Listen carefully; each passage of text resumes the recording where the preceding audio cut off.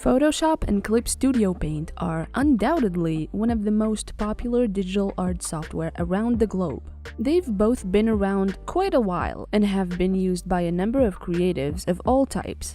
It's true that outside the tight-knit community of creatives, Photoshop is primarily the one software the layman thinks about when thinking about digital creativity. However, would that really make it better than Clip Studio Paint?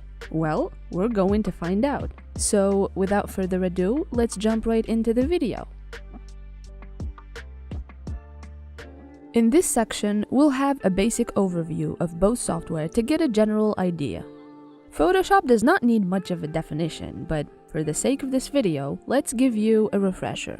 Adobe Photoshop is a raster graphics editor, with vector support as well. At its core, the software is meant for editing pictures. The software can work on Windows, Mac OS, and iPad OS. You can get the software by subscribing to it. You can either get a subscription just for Photoshop for $31.49 USD a month, or you can get Adobe's entire software roster for $79.49 USD a month.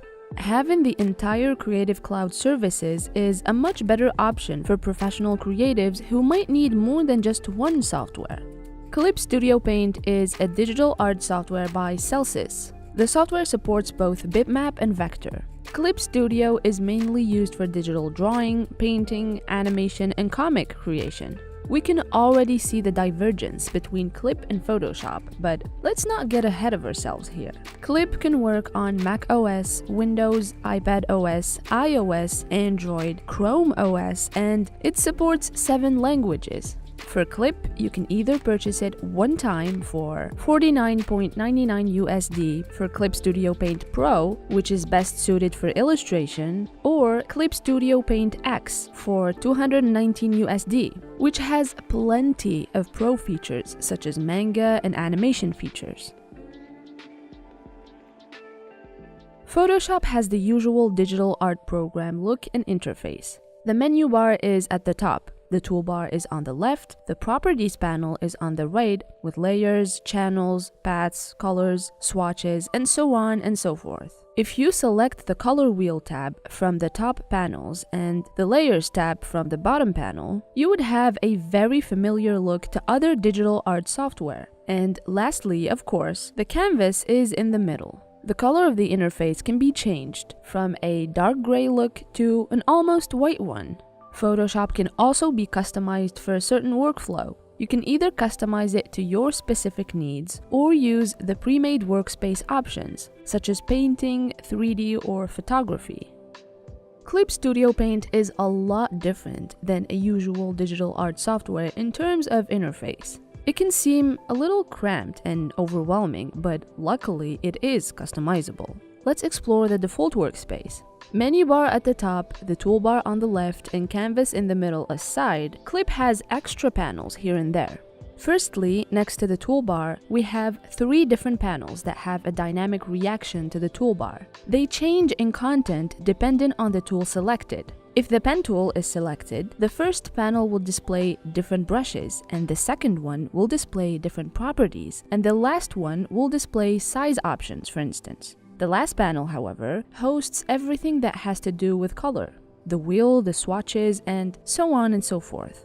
The command bar on Clip Studio Paint is under the menu bar. It's slightly pushed to the right. It hosts the most commonly used options in the software, such as undo and redo. Clip's right side hosts 3 panels, the navigation panel with a preview of your work, the layer property panel, and lastly, the layers panel. And next to these panels is a small bar for other quick access options. Luckily, Clip is customizable in a way that helps declutter the workspace, and there are plenty of tutorials to help you do so.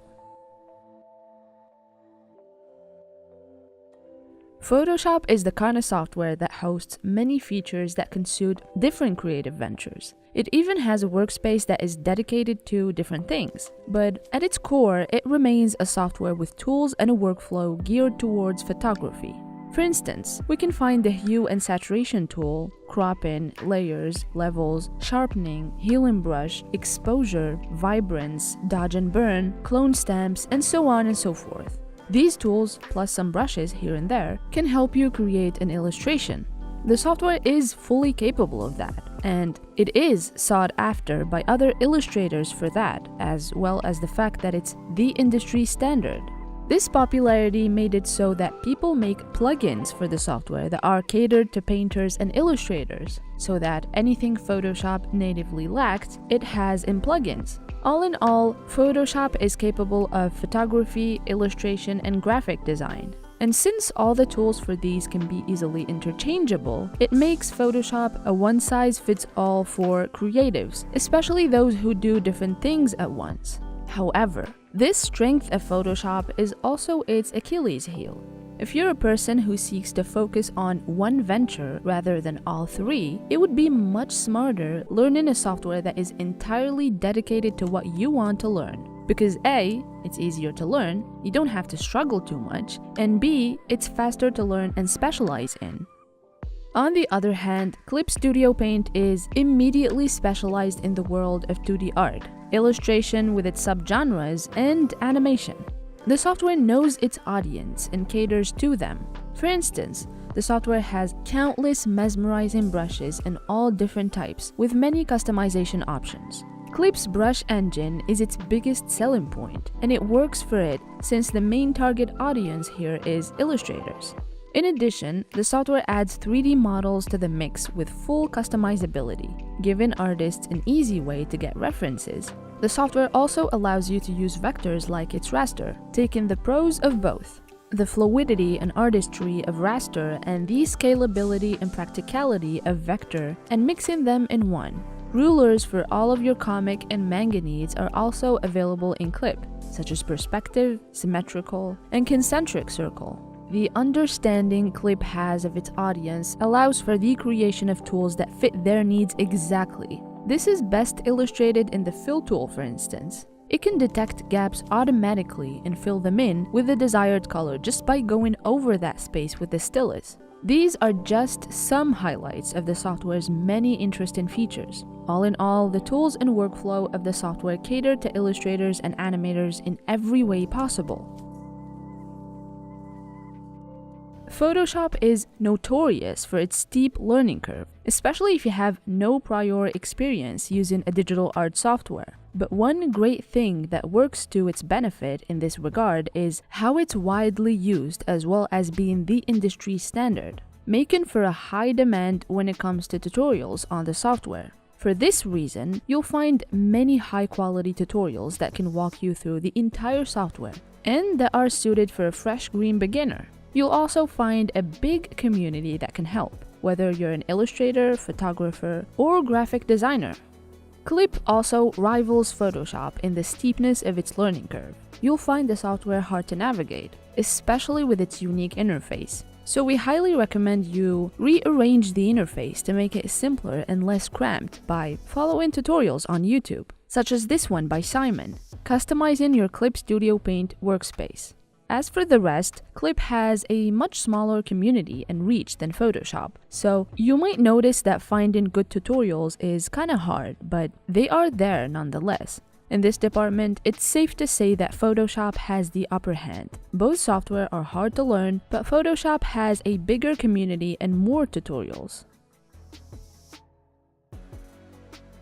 Alright, so who wins? Once again, it depends. I know you hate that answer, but it's the truth.